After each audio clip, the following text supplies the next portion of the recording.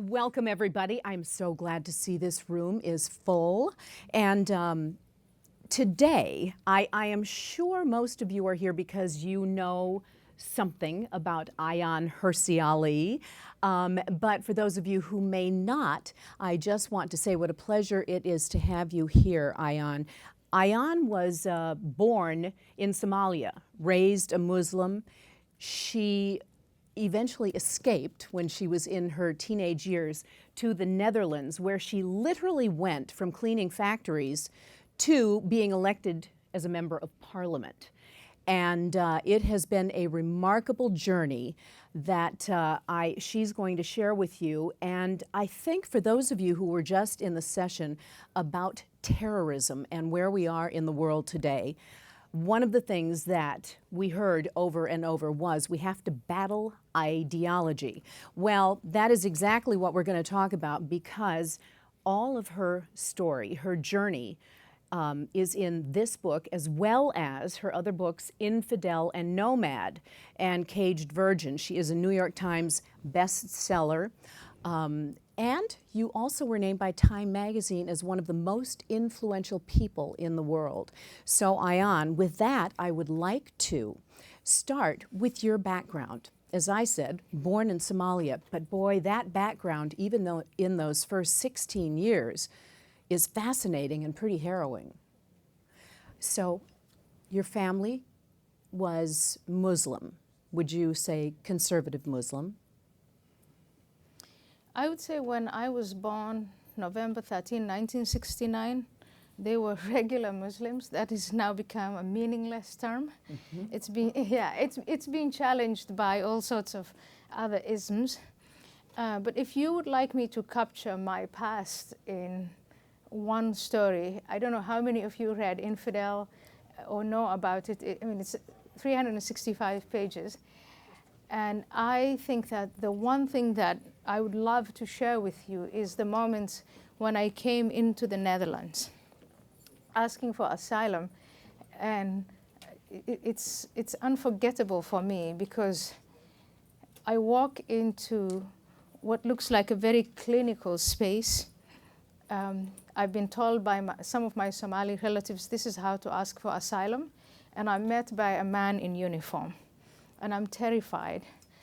I'm told, sit down, by a lady behind a locket. When I sit down, this man in uniform approaches me, and he's very white and he's very tall. I hadn't seen that many white people before. And as he comes closer, I think, I'm 22 years old, and I think I've made a mistake. I should never have come here before. I should go back, and Allah is going to punish me for this. And when he's standing right over me, and I think he's going to say, I'm going to throw you in prison and something bad is going to happen, he says, would you like a cup of tea or a cup of coffee? And I'm stunned. And I have to say that I'm sharing this story with you because that for me was the first taste of freedom, of democracy, of everything we now take for granted. And from that moment onwards, really shaking and shivering and thinking, this is not true, this is just all pretend. When I reflect back on all of that, I think if you want me to talk to you about my early years in Somalia, between the ages of 0 to the ages of 8, because that's when I left, there were all these men in uniform carrying guns, and they were bullying us, they were killing us, they were sending us to prison, and we hated that. We hated that as citizens. We hated that as children. I thought it was humiliating to see a young man push my grandmother through our door because my mother had smuggled some food. Somalia was under a communist regime and we were not supposed to have more than our share. They were portioning food at the time. And somehow my father was in prison. My mother managed to smuggle some food. And this is before I was 8 years of age. And a man in uniform comes, and I remember him shoving my grandmother with his heel back into the house. And for a clan society like ours, it was the greatest blasphemy for a young man to push an old woman. So there was this, kicking down of all kinds of barriers. And as time went by, that was the dictator, Mohammed Siad Barre. He was our local dictator. He was committed to communism because at that point he was allied with the Russians in that sphere of influence. And so looking back into my childhood, when I think about that, I think, okay, my family and I were opposed to that, and we hated that kind of tyranny, the communist tyranny. We thought we understood it, and we thought we understood the dictatorship. And as time went on, and we as a unified whole opposed Mohammed Siad Barre and his regime, we found, and to be honest with you, at the age of 15, I found myself subscribing to an alternative. And the alternative came in religion. It came in our religion, our faith. That, see, communism has failed. All these secular Western ideals have failed. We need to hark back to something authentic, something of us. And that was going to be Islam.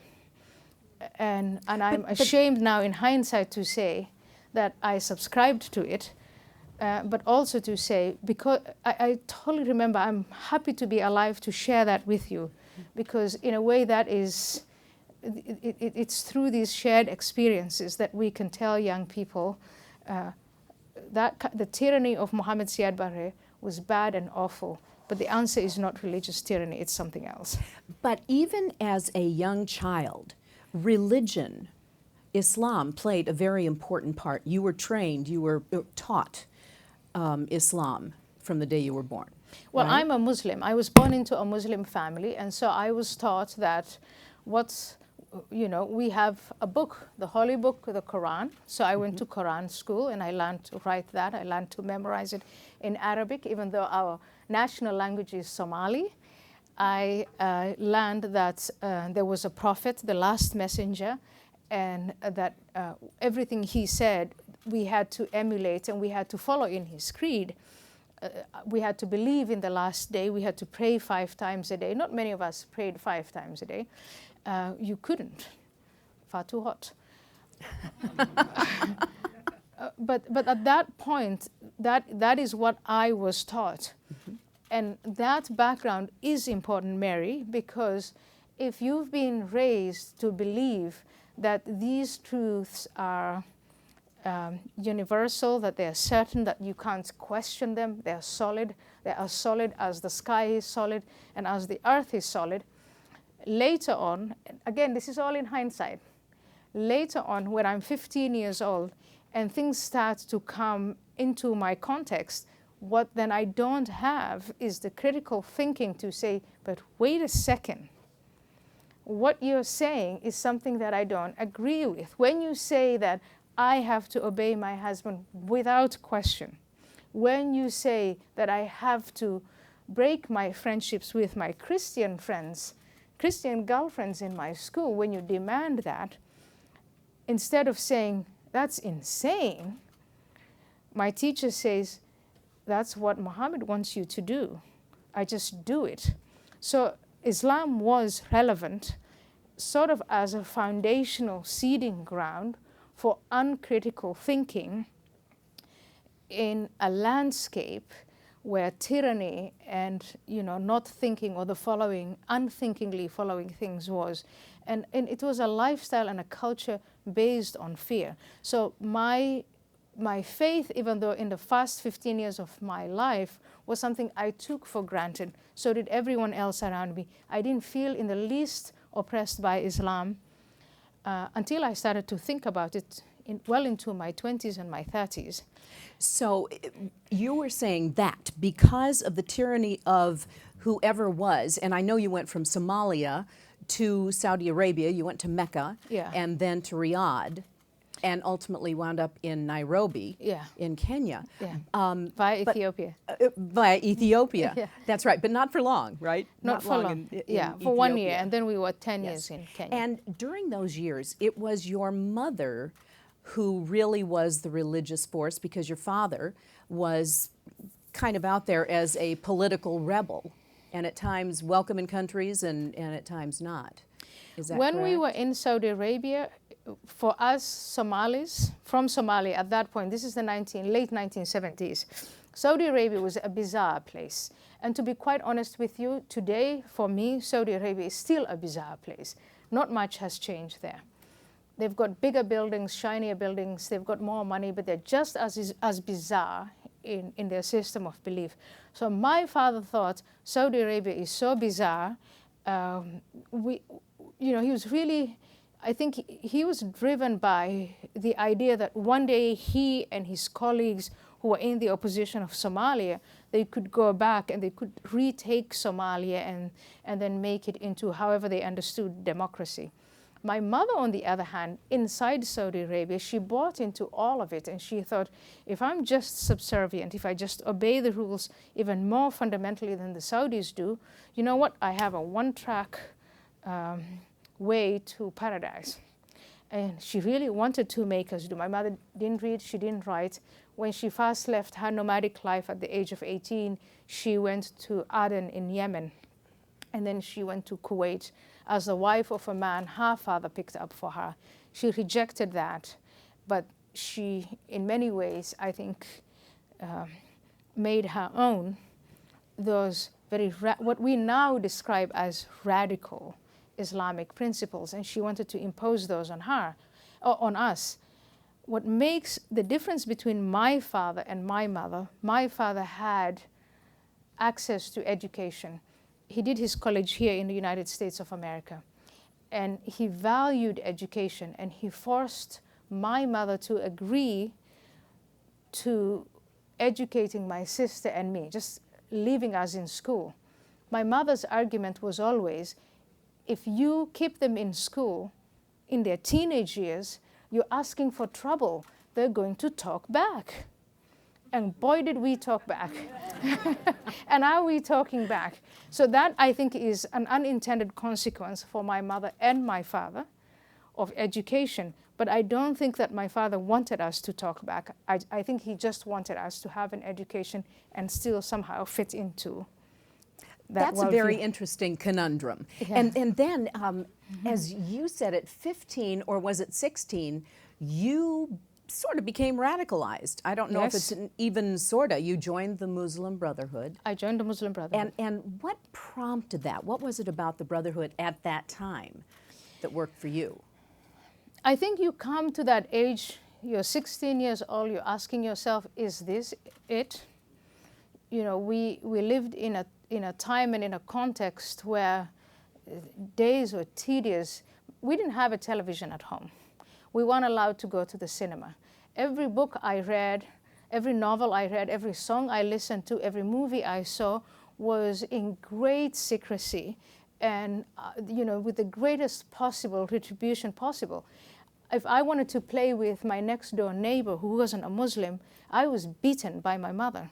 So at that point, I was in a place where I was asking myself, what is the whole point of life? It's just tedious. I washed dishes, I did the clothes, I walked to and from school. My mother only allowed us, she wanted us to read a mathematics textbook as if it was a novel.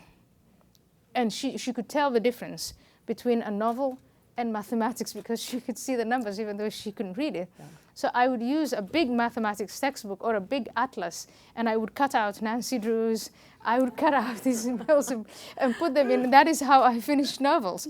So here I was cheating, lying, deceiving, to do things that for other people outside of our community seemed as if the Kenyans took that for granted. So it was, what is the point of life? And so when this woman comes into my class at the age of 16, and she talks to me about why God created me, why he put me on earth, why we have the last book and the last messenger, it all fell into place. Instead of being this pathetic girl who's been, in a dysfunctional home, whose father is absent, I now belong to this great community that is chosen, who have the last book. And not only that, I also have the obligation to pass that message on to my classmates who are Muslim, and then beyond that, my classmates who are not Muslim, and to the rest of the world. So now I have a sense of direction, I have a sense of purpose, I belong, I have an identity that is not pathetic. Why do people join the military? It resonated with me. If you were to compare those years and when you joined the Muslim Brotherhood to a girl in similar circumstances today who joined the Muslim Brotherhood, would, first of all, do girls join the Muslim Brotherhood today? And then the second part of that is, would it be more strict? Has the clock been turned back? Because the things you talked about, we know young girls in particular are punished for horribly. They can be victims of amputation, stonings, whatever. It's pretty horrible. And yet you did those things maybe without that much of a fear? Well, first of all, Ikhwan, the Muslim Brotherhood, so when I was in my teens, is tame compared to what 16-year-olds of today, if they're Muslim, what they have to contend with. So the Ikhwan gave birth to Al-Qaeda, way more sophisticated. I have to say, if you're 16, young boy or young girl, way more sexy, more exciting than the Ikhwan of my time. And Al-Qaeda gave birth to ISIS, just totally unthinkable in my time. So that is kind of the background. But if I look back, if I hark back to in these intimate relationships where you're in a class with a teacher you trust, when you're at home with another teacher you trust, and this time not a formal school teacher, but what you guys would compare to a pastor, a religious leader. You're having this intimate relationship with these people who are experts, and they're telling you about what it is to be faithful. What they're saying over and over and over again is, this is not what I want, me the teacher. This is what God says. This is what it's in our holy book, our prophet, our last messenger. So in that sense, I think that young people today are way more vulnerable to that message than I was back in the 1980s, mainly because of the internet, mainly because of a world where everybody can come into your living room through your laptop or your iPhone or whatever you have. Mm-hmm. So 16-year-olds, girls and boys, are more vulnerable today, I think, than I was. With me, there was a sense of community. Even when these guys, when I started to adopt I covered myself from head to toe in black, completely voluntarily, made me feel very powerful. My mother had mixed feelings about that. She thought, oh, that's great. She's at least not wearing, the mini skirts and all these daring clothes. I was obedient and I stayed at home, or pretended to. But there were things that she thought were curious about it. You're taking this to a place where you're exaggerating in belief. I don't know if young people get that kind of feedback today. They can sort of hide in their mental cages. I think that anno 2016, young Muslim women, regardless of where they are, have more constraints and they have more constraints and more freedoms than I had. More of both. They have more of both, and that makes it complex. For me to connect with the rest of the world, mm-hmm. Do you guys remember pen pals? So that's what we used to do. You had to write a letter to some person in Finland, and it took 3 weeks for them to get the letter, and then you got a letter back in great anticipation, and the person in Finland said, oh, you live in Nairobi, Kenya, do you have lions around you and cheetahs? And we would say, no, we just live in regular, we don't have that kind of excitement. But that was the pace of things, and that was globalization back then. And now it's Twitter and Facebook and you name it. Totally different world. They have more freedom. So many ways. But there's an imam in London who can actually radicalize a kid in Nairobi or in Somalia. And Chowdhury. That's the world we live in. Yeah. When you were 16, another really radical thing, no pun intended, happened to you. Your father came home and said he had a husband for you. Oh, I was 22. 22 at that time. I am so lucky that I wasn't 16. A lot of my yes. 16-year-old age mates were married off, and they had no, I mean, at 16, what can you do? And they protested, they did whatever, but they had to get on with it. I was 22 years old when my father came and said, now it's time that I think you should get married, and this is the man you're going to marry. And by then I was mature enough. I had lived without my father for the 10 years prior. My father left us in 1981 and came back in 1991. So I was used to being without my father for those 10 years. And I loved him. He was my hero. I missed him every day.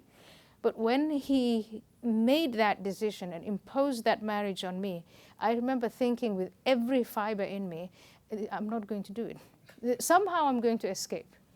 And if I was 16, it would not have been possible. And at 22, it was possible. And at 22, you were engaged to a man from Canada, so you had to go meet him, fortunately. He came to Nairobi.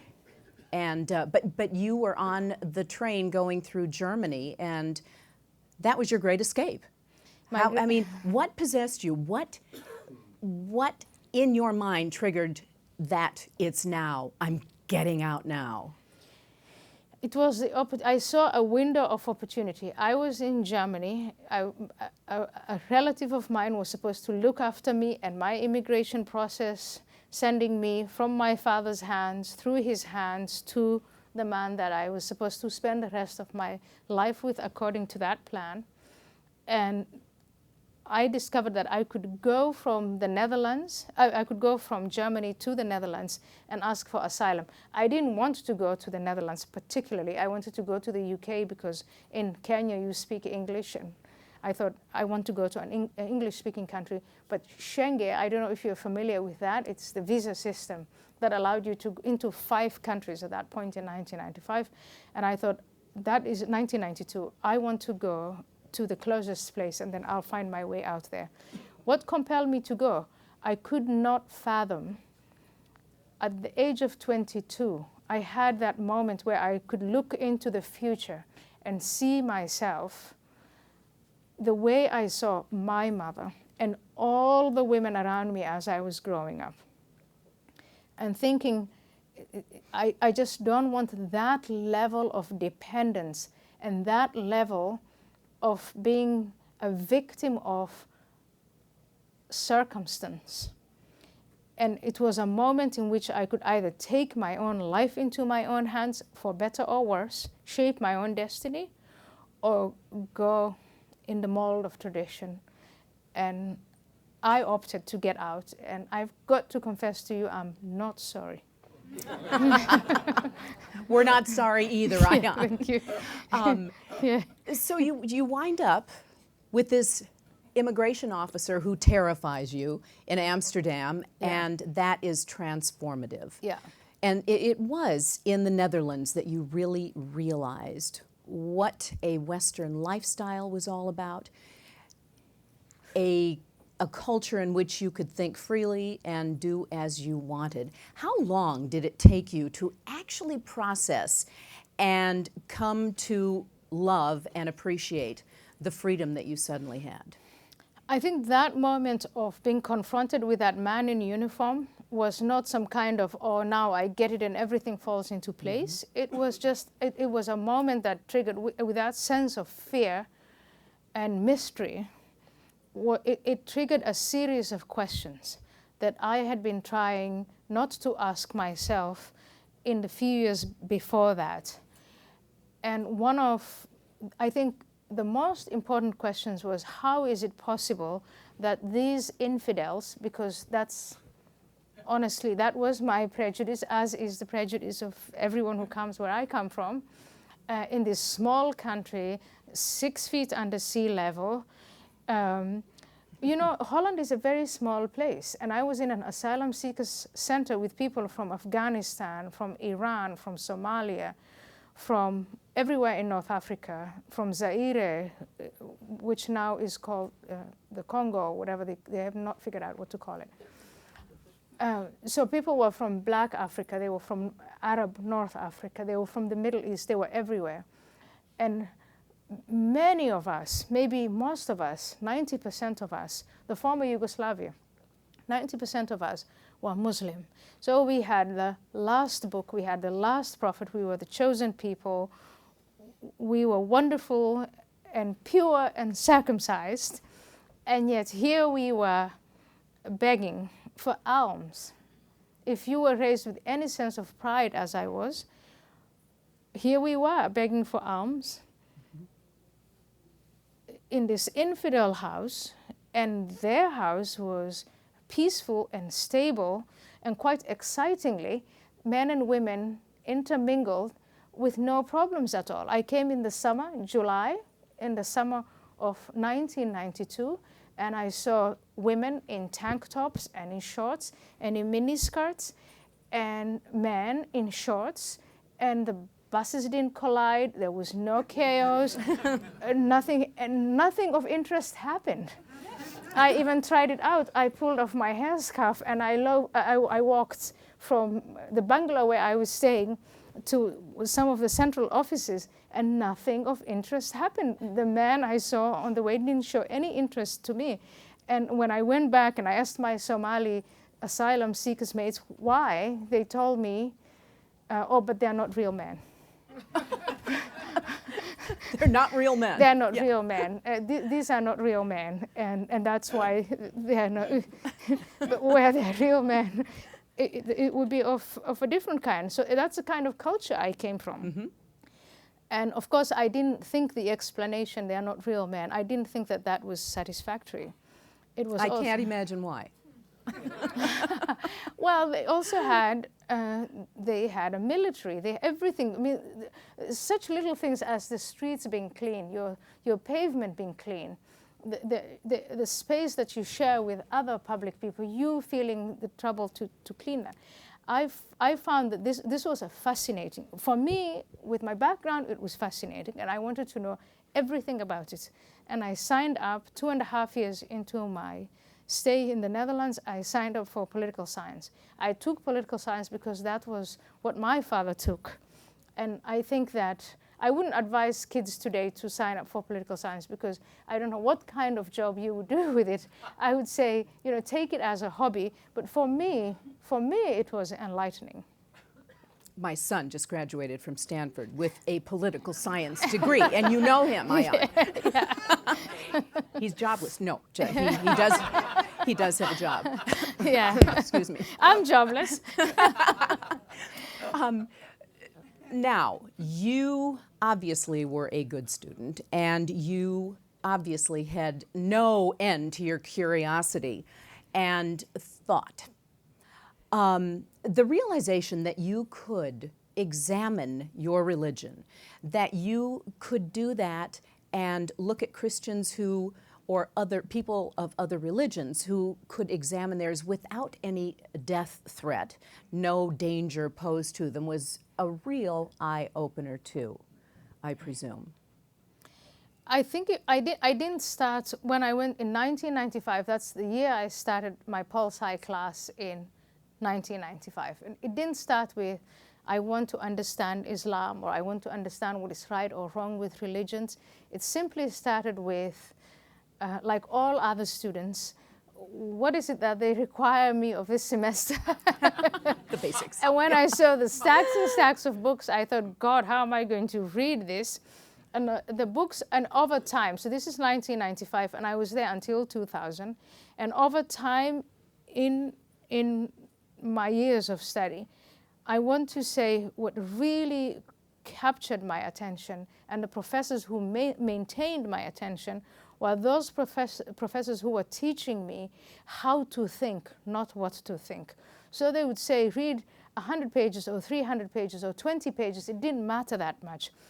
But you were reading the work of someone, and that this was not real science. We're not doing physics here. In fact, one of our professors used to insist that we should have called this the school of government or the school of politics or something like that. And he would have us, all of them, they would all have us think about, what did this person whom you're reading, what did he say? So they wanted to know that you actually read the material. So you had to kind of, yeah, these are the main points that he makes. Great. Now he has a number of critics whom you are also supposed to read. What do they say about his work? And then at the end of that, what do you say? So there was this exercise in 5 years of thinking through these things. And in one course called Political Theory, they took us as far back as Plato and all the way to John Rawls.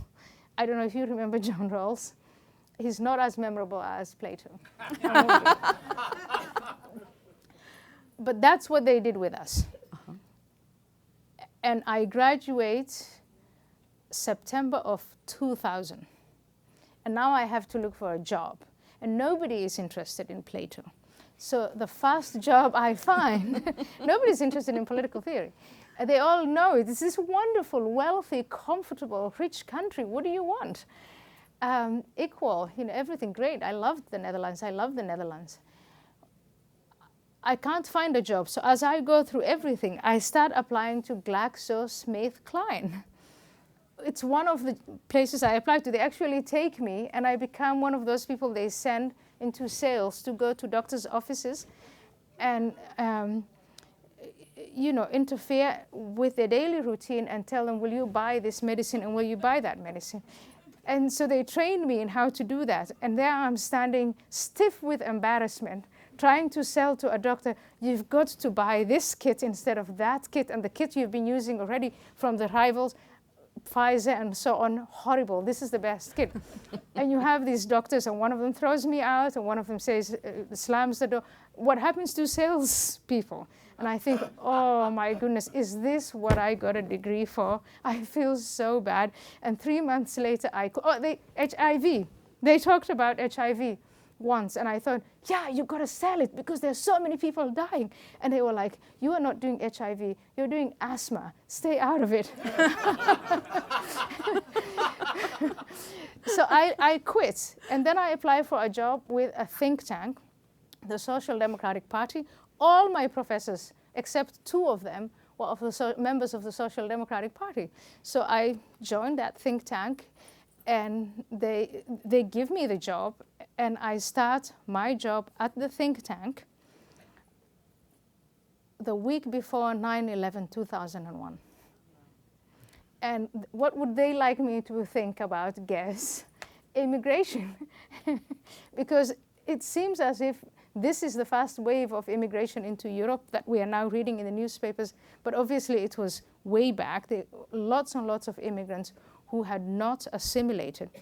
And at that point, these think tanks understood that this was going to get bigger and bigger. So that's what I was supposed to think about. How did you personally react to 9/11? What? I remember, like all of you, the main incident itself. And then once the information started to come in, I thought, God, in my early teens, when I really believed the way these young men believed, I would have done exactly this. If it had been required of me, if I had gone through the same level of indoctrination, if I was a young man, I would have been one of the 19. Oh my gosh. And if I wasn't one of the 19, I would have helped them in some way. But I believe in this. I used to believe in this. And then I was confronted with all my colleagues saying, you are mistaken. You're absolutely mistaken. And they had a whole list of reasons why the 19 men committed the act that they did. There was deprivation, there was American foreign policy, it was the media, it was because the country of Egypt was tyrannical, their dictator. We all have our own dictators where I come from. But all of these reasons combined, or in some combination, contributed to that. And I just kept shaking my head, and I said, you know what, there's nothing that transcends conviction. If you are not convinced that you are giving your life up for a higher order, and you don't, it's not your, if you haven't absorbed this into your gut, you're not going to do that.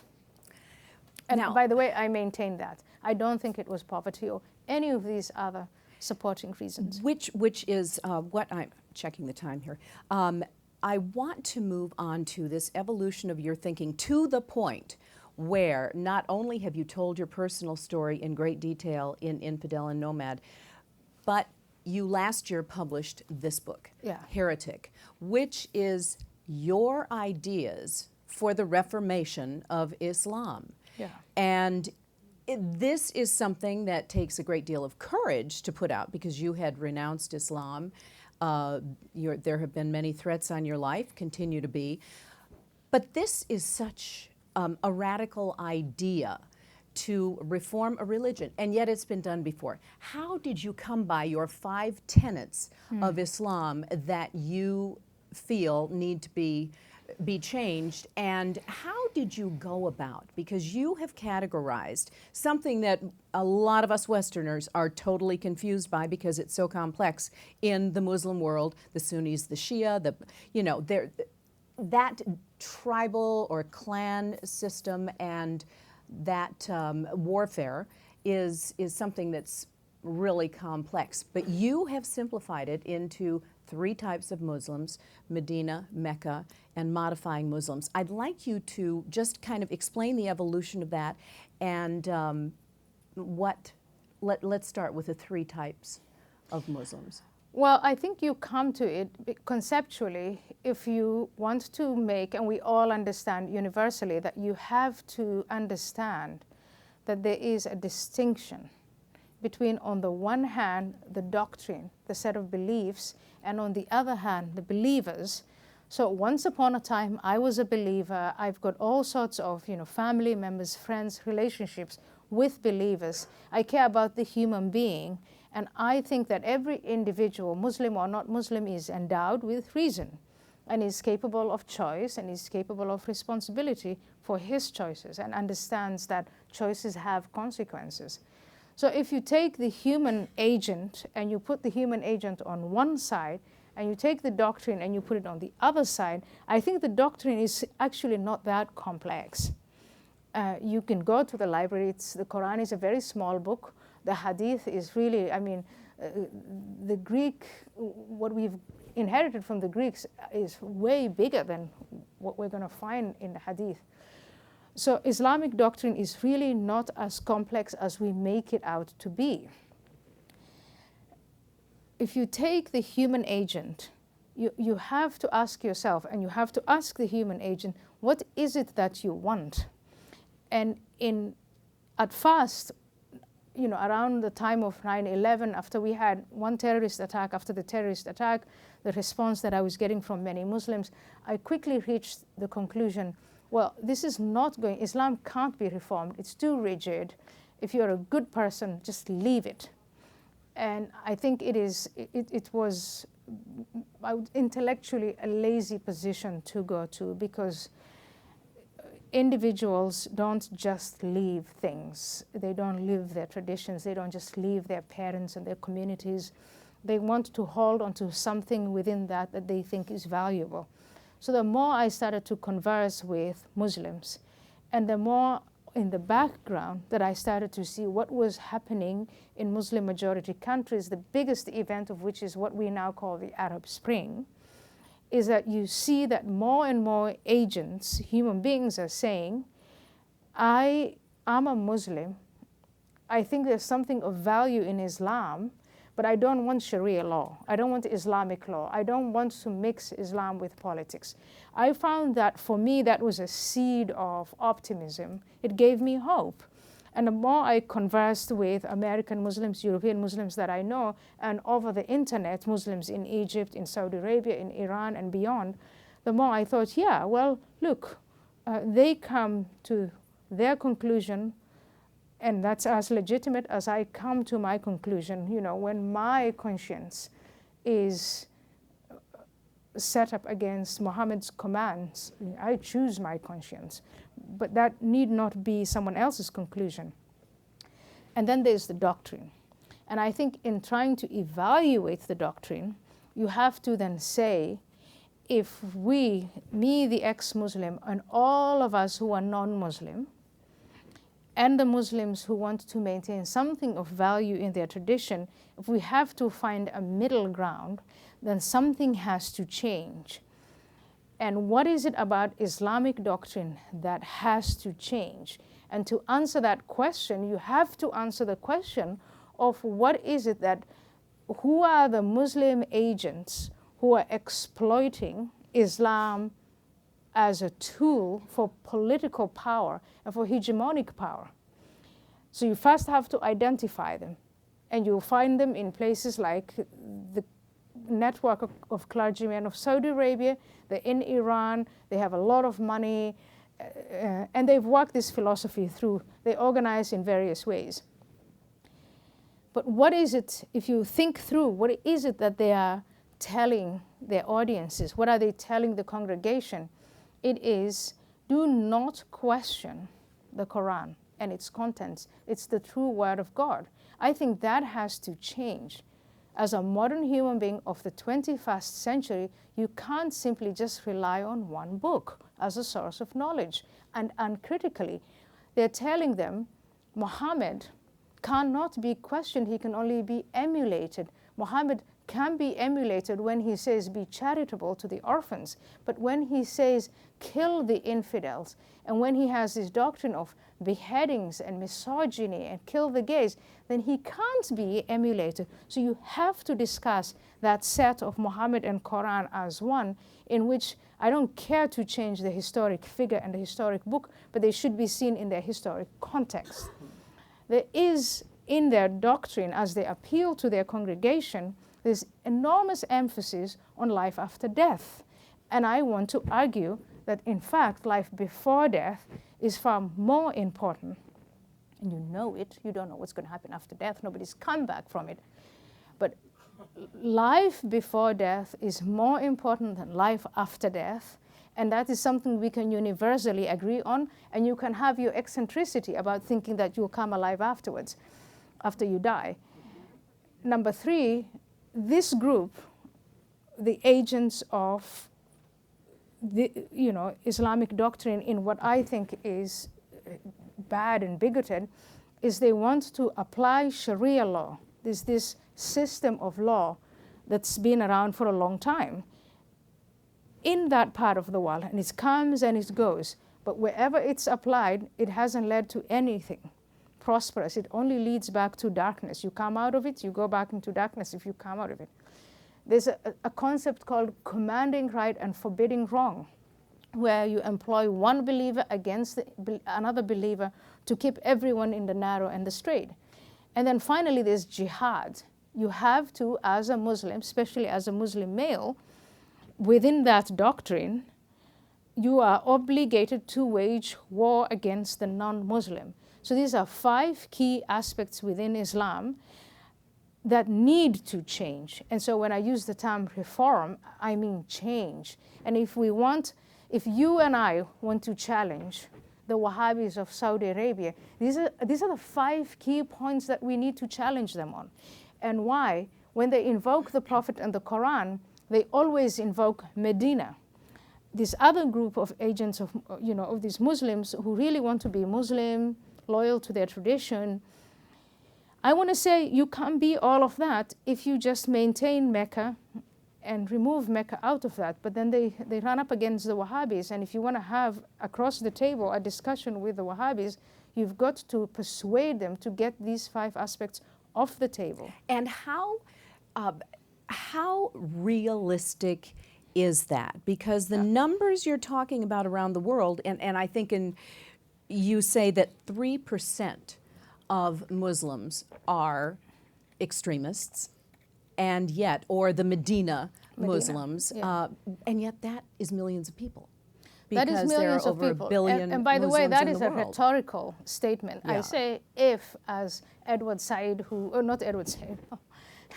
Ed Hussein, he's one of my opponents, and so he maintains it's a small percentage.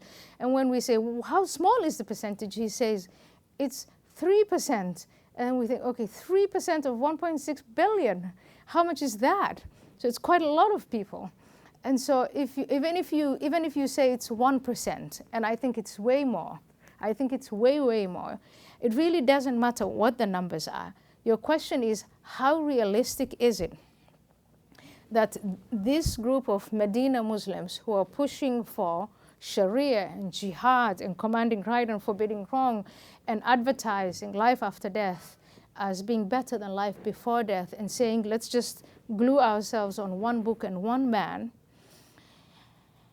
we share a planet with them. How realistic is it that they are going to change?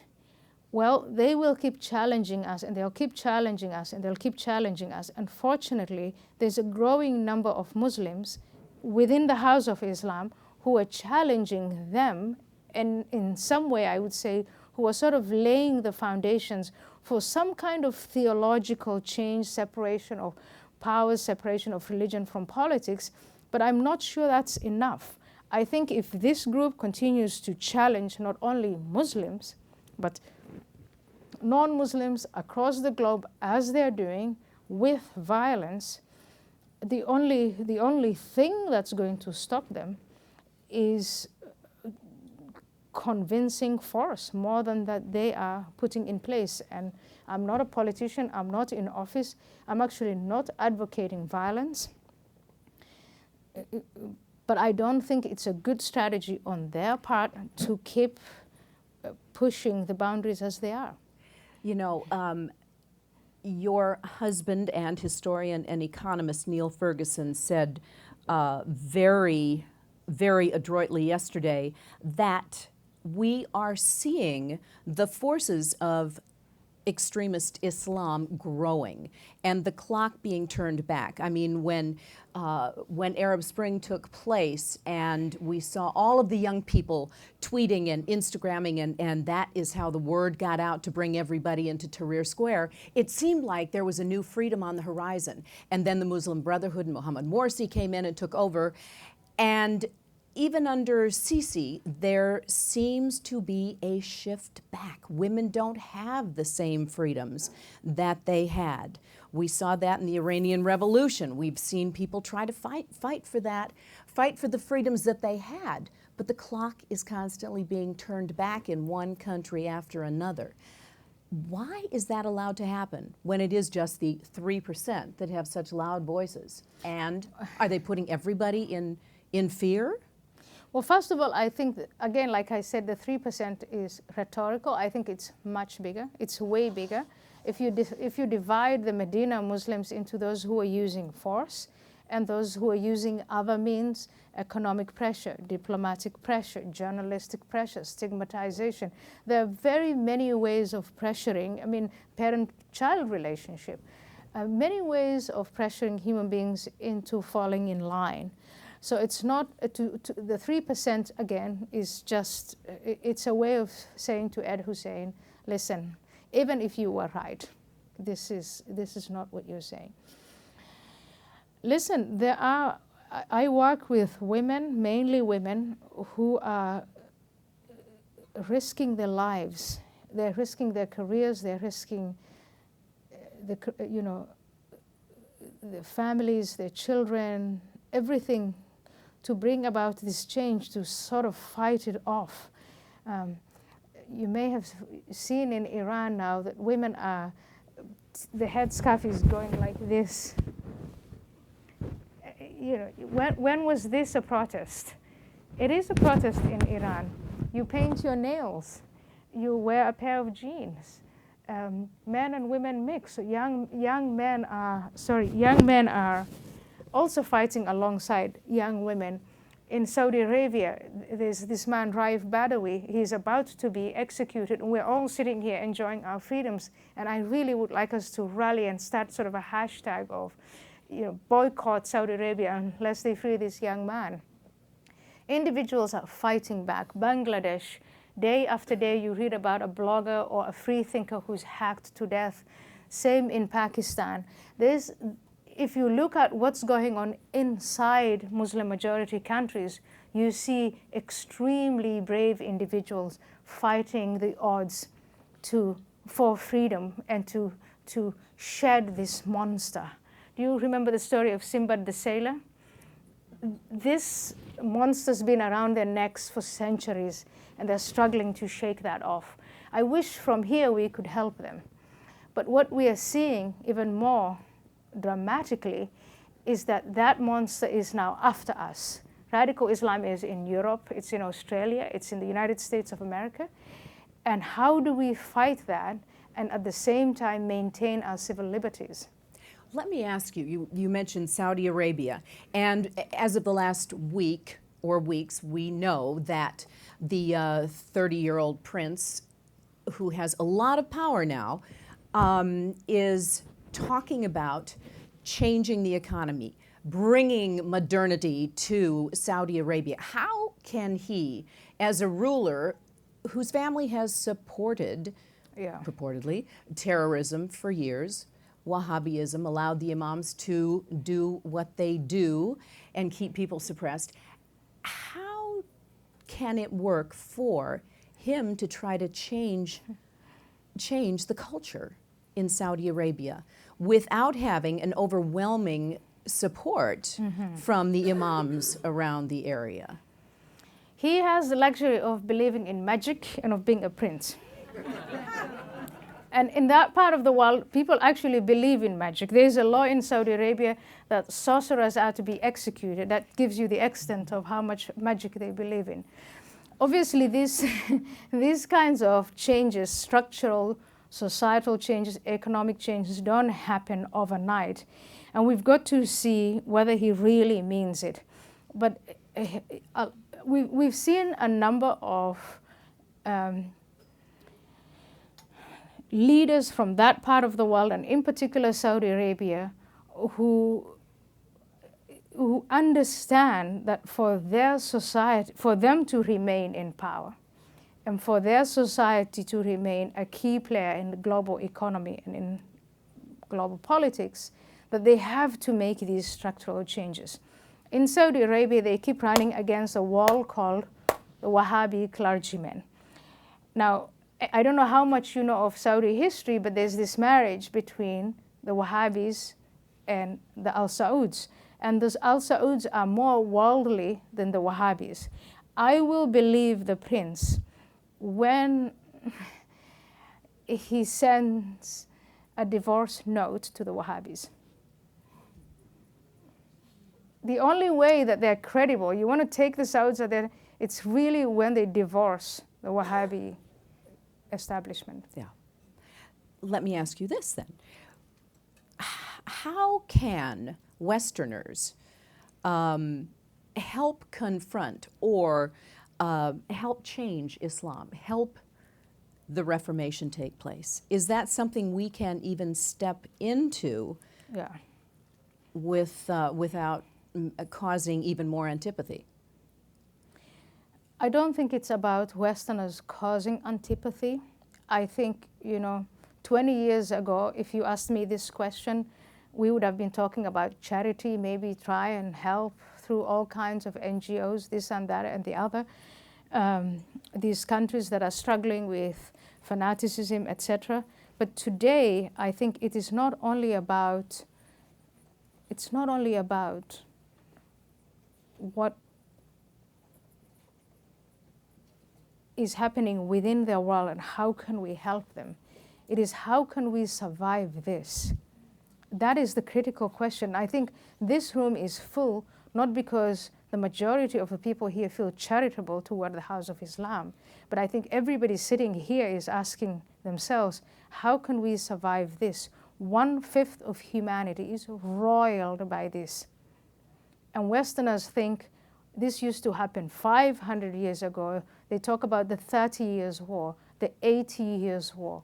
Religious fanaticism has not played a role in Western history for a long time. We don't understand religion the way the East understands religion.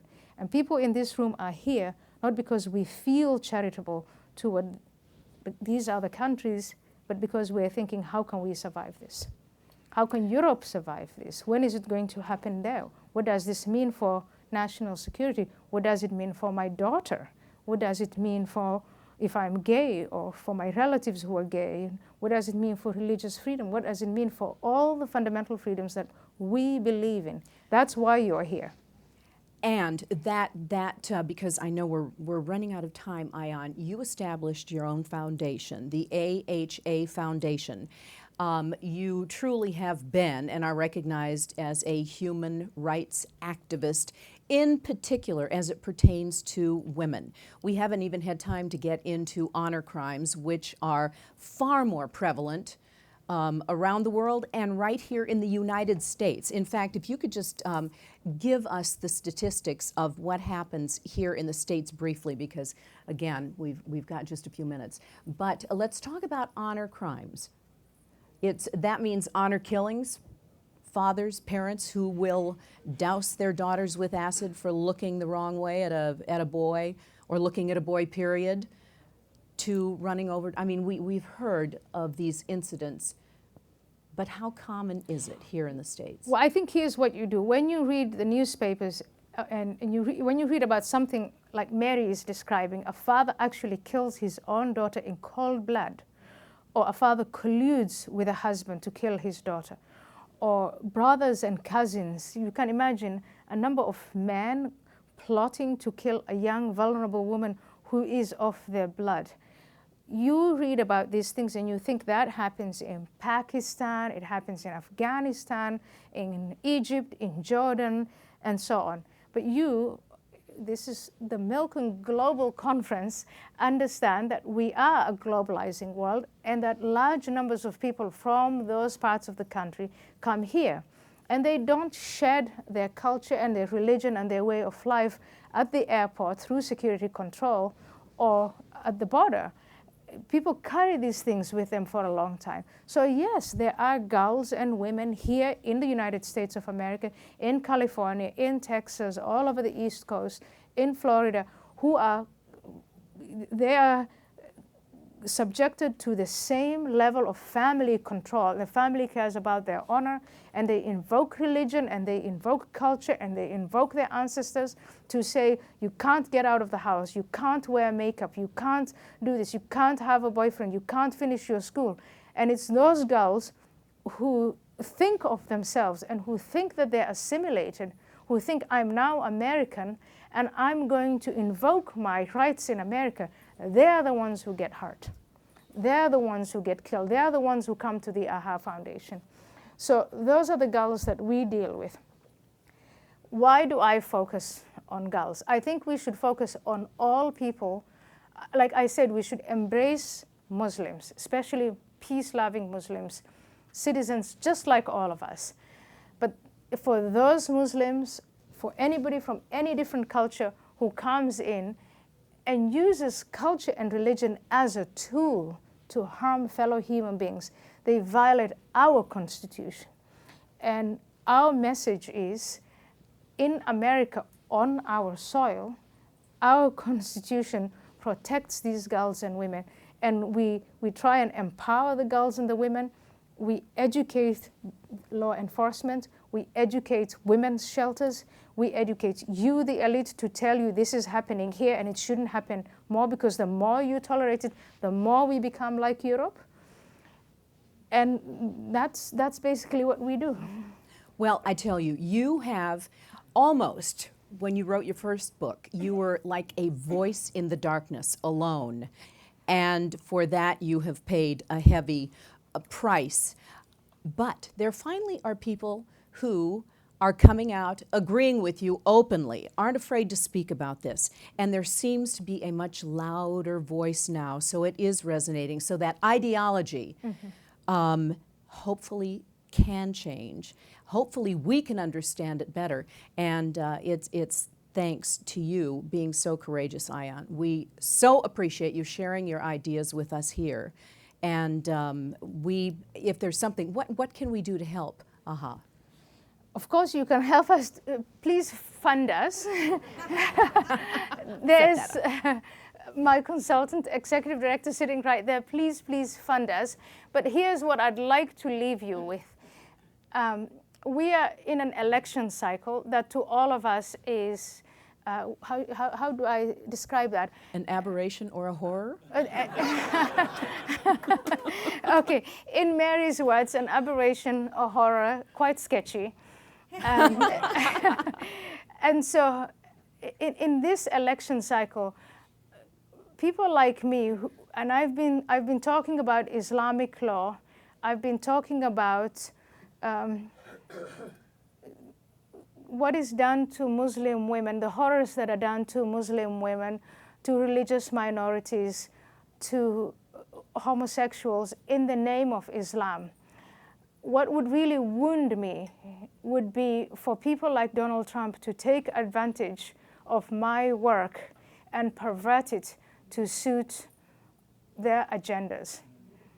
And having said that, I would like to appeal to your intelligence and say, he has no idea and he doesn't care. In fact, in many ways, I think he's more Islamic than Muslim man. He hates women, and he's been saying terrible things about all the people that we care about. But what I'd like to say is, please, let's not give in to that. I'm not appealing to you to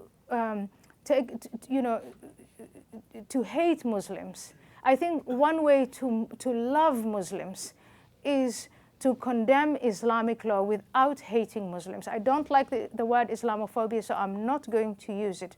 But the work I do is not against people, it is not against human beings, it's against ideas and systems of belief that are used as tools to subjugate women and to subjugate human beings.